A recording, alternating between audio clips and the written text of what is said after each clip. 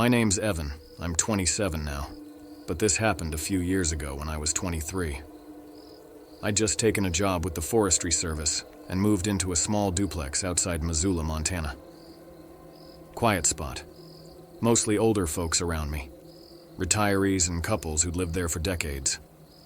The kind of neighborhood where people still wave when they drive past, and you feel weird if you don't wave back. I was renting the left side of a one-story duplex that looked out onto a wooded hillside.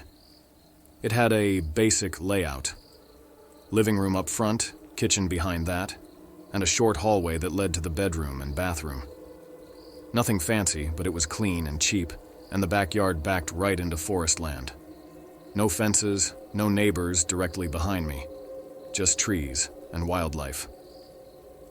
I was working 4 10-hour shifts, Tuesday through Friday, so my weekends were long and usually pretty uneventful. I didn't really know anyone in town yet. Most Saturdays, I either went hiking or just stayed in and watched movies. One night in late October, I stayed up late watching movies. It was probably around 1:30 in the morning when I finally shut everything down and went to bed. I didn't have curtains up in the bedroom yet, just cheap plastic blinds. And I remember lying there thinking how dark it felt outside, like total blackness. No street lights, no passing cars, just forest and silence. I was almost asleep when I heard a soft thump from the backyard.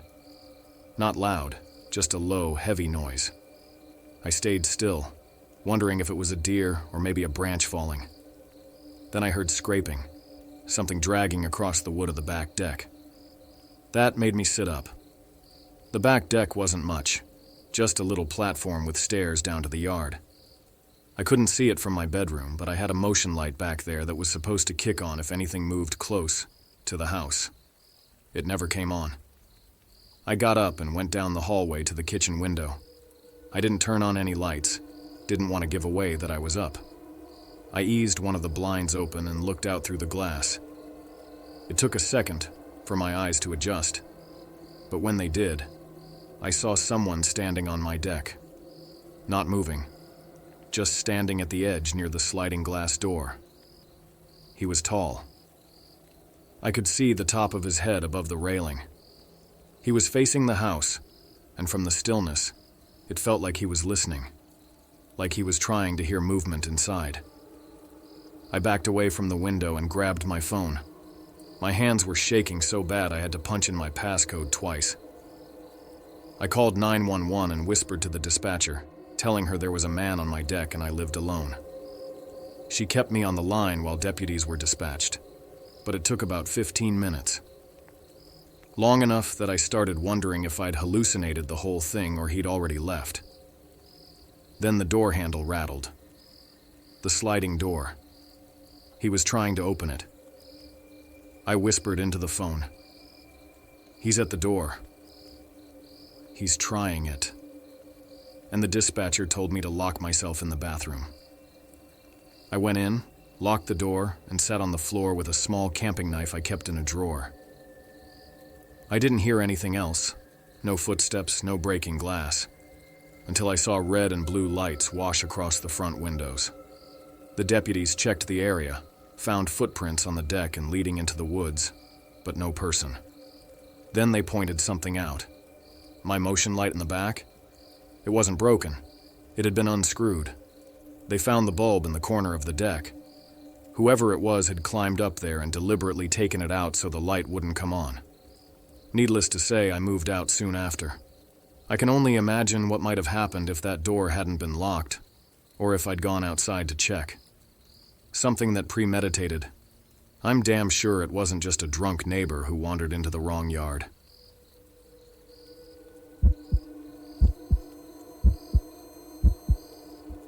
So, I got this gig through a Facebook post in one of those Portland creative job groups. A woman named Amy was looking for someone to help her film a kind of home documentary for her dad. She described it as a tribute project, something to capture the old man's life before he passed away. He'd apparently been diagnosed with late-stage Alzheimer's, and she wanted to preserve his stories before he lost them completely. At the time, I was broke. behind on rent, and she offered $700 for a weekend of work. That was a lot more than the usual rate, especially for something that sounded simple. I messaged her, we talked on the phone, and she sounded totally normal. Kind even. She said her dad lived in a rural town called Molalla, about an hour and a half southeast of the city. I drove out there on a Friday afternoon. The roads got narrow and forested the closer I got. Her dad's house was this weirdly wide, single-story place on a patch of land that sloped down toward a tree line. It looked old but solid, with a wraparound porch and a huge satellite dish in the backyard that looked rusted to hell. Amy met me outside. She was maybe in her late 30s, ponytail, Carhartt jacket. Didn't smile much, but wasn't cold either. She gave me the rundown inside. The house was full of weird antiques, taxidermy, old tools, lanterns, but nothing too strange yet. Her dad, she explained, had these stretches of lucidity where he could talk fine, and then hours of total silence or confusion. We were supposed to film during the clear windows. When I met him, he was sitting in this big leather chair in the den. Name was Randall. He was thin, sharp-eyed despite the diagnosis, and had a voice that kind of rattled when he spoke. We got a couple decent clips that first night. Him talking about growing up in the area, hunting with his brothers, things like that. But even then, there were weird gaps in his speech. Like he'd be mid-sentence and suddenly stop and ask, "Which one are you?" Or he'd refer to people who weren't in the room like they were standing behind me. Amy told me not to worry. That was just how he was now. That night, I stayed in the guest room. Amy and her dad went to bed early, and I sat up for a while in the living room reviewing footage. Around midnight, I started hearing movement down the hallway. I assumed it was Randall, maybe confused, so I poked my head out, but it wasn't him. It was Amy. She was standing at the end of the hallway, kind of half-turned, like she'd been listening to something behind the closed door to her dad's room. Then she looked at me. No surprise on her face, no embarrassment. Just said, "He talks to them at night." It's worse when there's a camera in the house. That sat with me for a while. The next day, Randall was more coherent. We got some better footage, but the stories he told kept getting darker. He talked about his time working for a local power station in the 70s. But then he said things like, "They come through the lines when the voltage spikes," and "the hum is how they hide." Amy didn't react to any of it. Just nodded along, like it was normal. That night, I woke up to the house dead silent. But I could hear this faint buzzing. It wasn't electrical exactly, more like a deep thrum, almost subsonic. It made my chest feel heavy. I grabbed my phone and crept out to the living room. Amy wasn't in her room. Randall's door was open. And on the floor in front of the big satellite dish outside, I saw her. Amy. She was barefoot in a nightgown, just standing in the middle of the backyard, staring straight up at the sky. I didn't go out there. I just went back to bed and locked the door.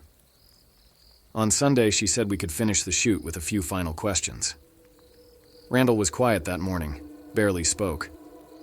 But she set him up in the den and whispered something to him before turning to me and saying, "You'll want to record this."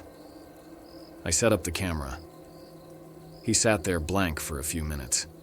Then, out of nowhere, he said, "They came through in 77, not from space. From underneath. We brought him up by accident, and they never left." He looked straight at me. "They like when people watch. That's how they feed." Then he laughed. Just this dry, cracking laugh that made my stomach flip. I turned to Amy, and she was filming me. Not her dad. Me. Holding her phone steady. No expression on her face. I wrapped it up and told them I had to get back to the city. She paid me in cash and didn't ask to see the footage. Just said, "They'll reach more people now." That's good. I got in my car and drove. I didn't even review the footage until days later. And when I did, here's where the twist comes in. I noticed something in the frame every time Randall talked about them. A flicker. In the background, near the hallway, or in the reflection of the window behind him. A tall, vaguely human silhouette. Not a trick of light. It didn't match any angle or light source in the room. I frame check all my work meticulously. This thing shouldn't have been there.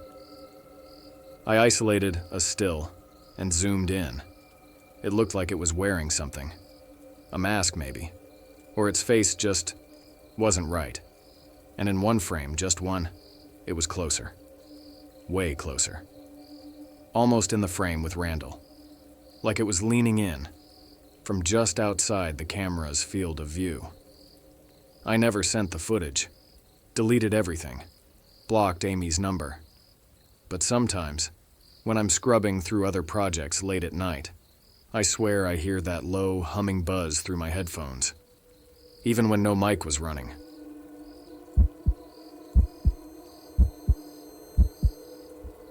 My name's Alex, and this happened to me during my sophomore year of college. I was attending a university in a small town in Oregon, and I had just moved into an off-campus apartment with my best friend Mark. The place was old but affordable, and we were excited to have our own space. The apartment had a peculiar layout. The living room and kitchen were on the first floor, and the 2 bedrooms were upstairs. My room had a small ensuite bathroom with a large antique mirror above the sink. The mirror was ornately framed with intricate carvings that gave it a vintage charm. I found it fascinating, and it quickly became my favorite feature of the room. A few weeks after moving in, I started noticing odd things. It began with subtle movements in the mirror. I'd be brushing my teeth or washing my face, and I'd catch a glimpse of something shifting in the reflection. At first, I dismissed it as my imagination or the play of light. One night, I was up late studying. Mark had gone to bed early and the apartment was silent. I decided to take a break and went to the bathroom to splash some water on my face. As I looked into the mirror, I saw a figure standing behind me. It was a man, tall and thin, dressed in a dark suit. His face was obscured, as if the mirror couldn't capture it clearly. I spun around, heart pounding, but there was no one there. The bathroom was empty. I turned back to the mirror, and the figure was gone. I tried to rationalize it. Maybe I was overtired, or it was a trick of the light. Over the next few days, the sightings became more frequent. The man would appear in the mirror, always standing behind me, always with that obscured face. Sometimes he'd be closer, as if inching forward each time I saw him. I stopped using the bathroom at night, opting to use the one downstairs instead. I finally confided in Mark. He was skeptical, but agreed to help me investigate. We examined the mirror, looking for anything unusual. We even took it down to see if there was something behind it, but found nothing. Mark suggested we replace it, but I was reluctant. Despite the fear, I felt a strange connection to the mirror. One evening, Mark went out with friends, leaving me alone in the apartment. I was in my room, trying to focus on an assignment, when I heard a noise from the bathroom. It was a soft tapping, like fingers drumming on glass. I approached the bathroom cautiously, the tapping growing louder. I opened the door, and the mirror was fogged up, as if someone had taken a hot shower.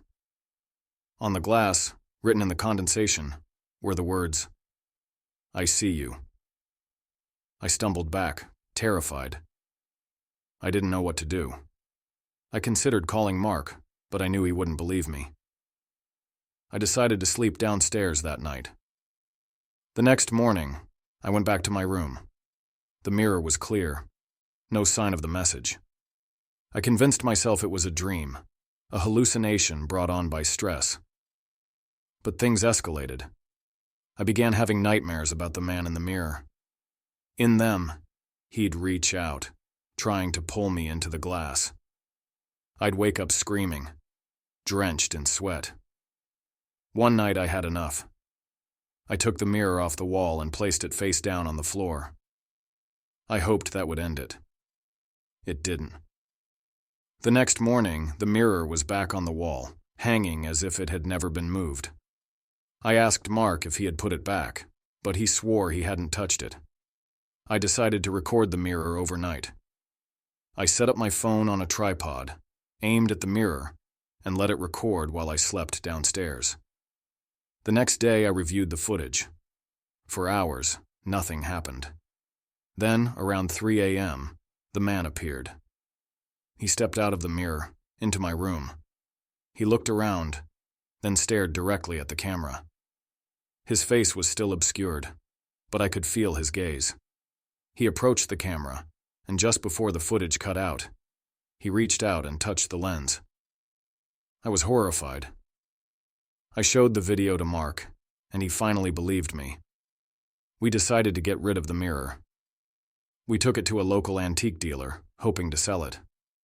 The dealer examined it and said it was a rare piece from the 19th century, but he refused to buy it.